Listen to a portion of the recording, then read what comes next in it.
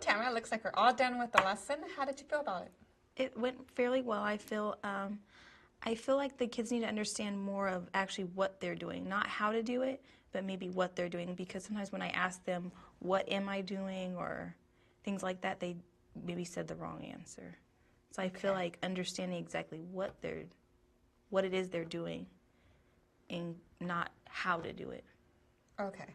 Do you think that maybe questioning might help, asking them in a different way for a Maybe. better response? Or just more repetition, just more practice. Okay, too. give me an example of what you saw. So like maybe if I asked them, "What am I doing?" they might have said blending, but really I'm segmenting. So they got them confused as to which one is which. Okay, when I was doing the arm spelling. So then I think maybe breaking it apart a little bit more, maybe begin by breaking up the segmenting first, really focusing on that, then going into blending, and then putting it together to see if they can differentiate between the two. Right, that sounds like a good idea. Okay. Well, there's a couple things I noticed during your lessons, and I really tried to kind of look for the integration of your strategies from based on your research, what you said you were going to use. And then I paid close attention to your focus students and to see what it was that they were doing, what you were doing with them, and how they interacted amongst the other students. Looking at the different strategies that you were going to use, you began at the rug time, carpet time. Right. How did you feel that that was affected? How effective do you think that was, or what might you want to change? I didn't see any problems with that part. How beneficial do you think it is to be at the carpet area? I think it's good to have them move and start maybe at one place and then end somewhere else instead of just sitting in one place the whole time because of their attention. Right, especially being kindergartners, you want to be able to mobilize them. Right. Okay, so that was definitely a plus. That was a great strategy to use. So keep that in mind anytime that you want to, you're going to go into kind of a lengthy lesson. That's something you might want to use. What about using the hover cam and the tiles? I think that gave them something visual that they can actually see, and then the ones that were able to come up, giving them something that they can actually touch and find the letters.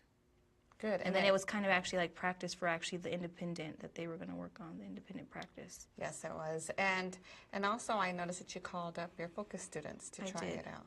Now, the other thing you did use is the independent work, where the students were able to cut and paste and write out their words.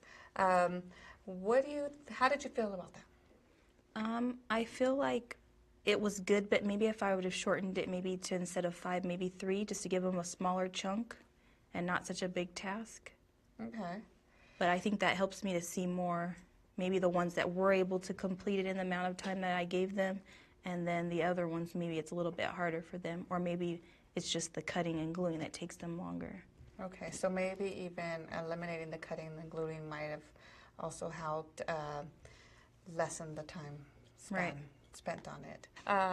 Anything else did you notice? I also have some cubes, like linker cubes that you can use, and I've written the letters on them, so they could also have placed them in the same place as the pasted letters. Yeah, because then they could probably actually manipulate and put the so they could have them together. separate and then push them together. Oh, that's a good idea. Okay. Now, what about the PowerPoint when you closed it all up? I feel like the kids, maybe part of it wasn't as good because maybe they've done it a few times and they're already too used to it. So it's a PowerPoint you've used before? Right. Okay. So maybe giving them a different one that had different words. And that probably could be easily manipulated if you just change the letters on there to create other words using the same PowerPoint. Okay. Was there anything else that you felt? I think because some of the students weren't done yet, they were paying more attention to this than paying attention to the PowerPoint. Okay. And so how could you have changed that for the next lesson? Making sure that they're done before I started the PowerPoint. Okay. So maybe having a better transition within. Maybe collecting them, asking them just to set it aside. And then ask for their attention so they know that they're to reinforce those skills. Correct. Okay. Great. Now let's go ahead and let's discuss your three focus students. Okay. Okay, so you have Alejandra, who is your EL student, and she is located here. Then you have your choice student, who is Shannon, and sits here, and your special population student, who is Aaron, is working on his speech skills, and he sits right next to Shannon. How do you think the students did during your lesson? I think getting them involved during the magnetic letters was good, so that way they were engaged because they each got a turn. I think the choice and the special population student did a better job of finishing their work, and that's typically how it is, that they get their work done better than my English language student, because she just has a hard time focusing and keeping up with doing her work. Okay, so in comparison with your EL student, Alejandra, and then the other two who sit next to each other, you stated that these two are more successful. They seem to get their work done. What is it that you think benefits them, having them together, or what is one of the main causes as to why they're completing the work and they're more successful than as Alejandra is here? They have an easier time focusing, and she struggles to focus. She can be I think that's distracted. the main. So It's not even a necessarily an distraction, action, it's just that she just sits there. And even after I tell her, Alejandra, you need to do your work, she just sits there. Okay, so do you think that's a language issue, or do you feel there might be some other aspects to that? I think there's more aspects to it. Okay. So what can you do, other than focusing on her language, what can you do to provide her that other extra assistance or to help her become more successful? Maybe having another student help her or sit near her that can assist her with getting her work done, or So like staying on her. Okay, so to help with keeping her focused. And that's probably what is going on here too. Right. The interaction within the two. So she's sitting here. You may want to have somebody else that will be able to assist her there. Now, did you notice any language issues though during that time? I don't notice any language problems with her. Okay. She doesn't talk a lot, but she doesn't talk I don't a lot. think But that is also a key. Maybe if she's not shy, talking, more shy than other students. then maybe she will need extra language practice so she can vocalize a little bit more, be a little bit more comfortable speaking up. Okay. Now, your speech student, I noticed when he went up to manipulate the letter tiles, he said that the letter, it was the word... It was supposed to be mix, and he mix. put miss. And he wrote miss. He placed an S at the end instead of the X. And you did enunciate that, which we normally know we would want to do with a speech student. And I noticed that you used your S hand movements, where the students used their hand motions. And then that helped him figure out the letter.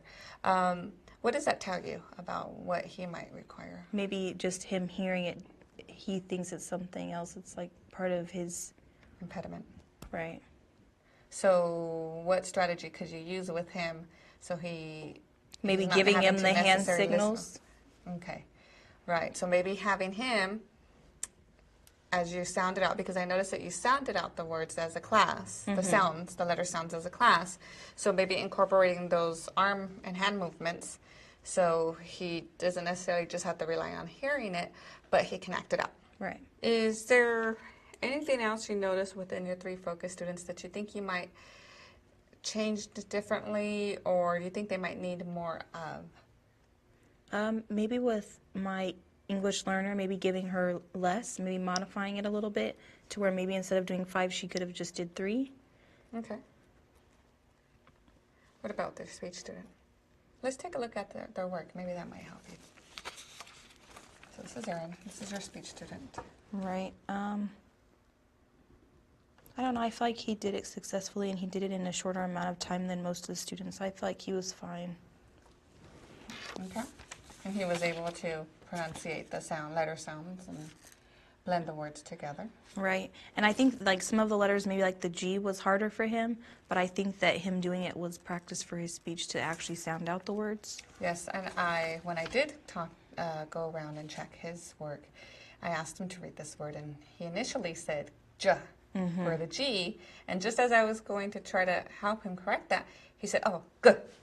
Right. So that goes to show that he is cautious of it and he's working on it. That's very good. Right.